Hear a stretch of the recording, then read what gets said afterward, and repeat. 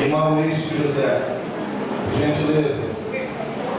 E o evangelista João Batista.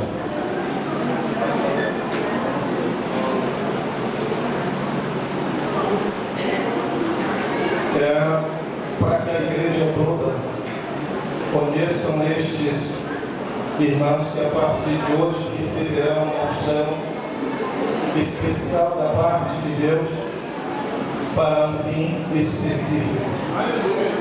Mas eu vou fazer o seguinte: vocês que estão aqui, os candidatos, virem-se para cá para o altar, afaste-se um pouco do altar e virem-se para cá. Isso, muito bom. Eu gostaria de deixar uma mensagem aqui, refletir. Os obreiros fiquem atrás, por gentileza, em ordem aí.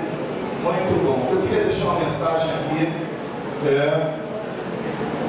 para todos nós, tanto nós que aqui estamos participando desse trabalho tão especial, mas especificamente para vocês que estarão sendo hoje separados. Eu disse assim o texto bíblico, eu queria que todos, por gentileza, acompanhassem o livro de Êxodo. Êxodo, capítulo de número 14, perdão, 18. Vou estar lendo 2 versículos para a nossa reflexão nessa noite.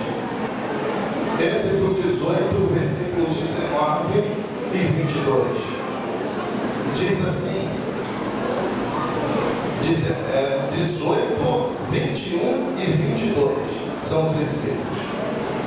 Procura, porém, no meio de todo o povo, homens capazes, temente a Deus, homens de verdade, e aborreça a avareza, e põe-los sobre eles por chefes de 1000, chefes de 100, de 50 e de 10.